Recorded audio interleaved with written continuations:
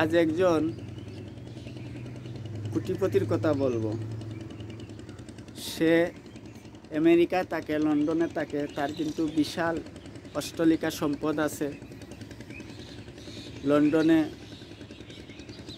লন্ডনে বাড়ি আছে, গাড়ি আছে, চাকরি আছে, ব্যাংকেও টাকা আছে, অথচ ছেলে সন্তান কেউই নেই। তাহলে এই লোকের যেহেতু ছেলে সন্তান উত্তরাধিকার সূত্রে কেউই নেই, ছেলেও নাই, মেয়েও নাই, এই লোকের টাকা কী হবে? সে যদি একটা মসজিদে দিত, একটা মাদ্রাসায় দিত, এতিম মিসকিনকে, দারিদ্র মানুষ যারা খেতে পারতেছে না, অনেক কষ্ট করতেছে, তাদেরকে যদি দিত তাহলে হয়তো কাজে লাগতো, কিংবা ওর দুনিয়ার জন্য ভালো হইতো, আখিরাতের জন্য ভালো হইতো। অথচ সে কিন্তু অনেক সময় অনেক মানুষ যায়, টাকা নাই বলে, পয়সা নাই, ওইটা নাই, ওইটা নাই, অথচ একজন মানুষকে সে 10,000 টাকা দিছিল, দেওয়ার কথা ছিল। পরে 10,000 টাকা দেওয়ার কথা ছিল, পরে হঠাৎ সে আসছে লন্ডন থেকে, আসার পরে এই লোকটা গেছে, যাওয়ার পরে দেখা যায় তাকে 10,000 টাকা দেওয়ার পরিবর্তে বলছিল 10,000 টাকা দিবে, তারপরে দেখা যায় সামথিং 8,000 না 9,000 টাকা দিছে। যাই হোক, 9,000 টাকা দিছে, 9,000 টাকা দিছে। যাই হোক, 9,000 টাকা দিছে একজন।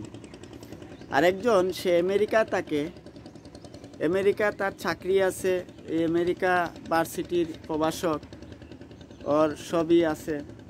তবে একটা জিনিস, সে সম্পদ যে বুক করবে এই লোকটা নাই, ছেলেও নাই, সম্ভবত মেয়েও নাই। একটা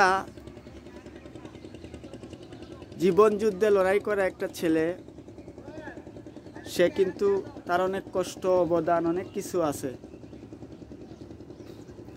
তবে এই লোকটা গেছিল এই লোকের কাছে, আমেরিকানি যে লোক, সম্পদশালী, কোটিপতি, টাকা দাঁড় চাইতে গেছিল, সম্ভবত সে দাঁড় দেয় নাই, বলে আমি টাকার গাছ নাকি, টাকা কি গাছে যারা দিলে পরে। যাই হোক, এর পরপরই দেখা যায় যে আমেরিকার যে হ্যাকার চক্র আছে, বিভিন্ন হ্যাকার চক্র, ওনার ব্যাংক থেকে হঠাৎ করে উদাও 80 লাখ না 85 লাখ টাকা, সম্ভবত 85 লাখ টাকা সম্ভবত হ্যাকাররা নিয়ে গেছে।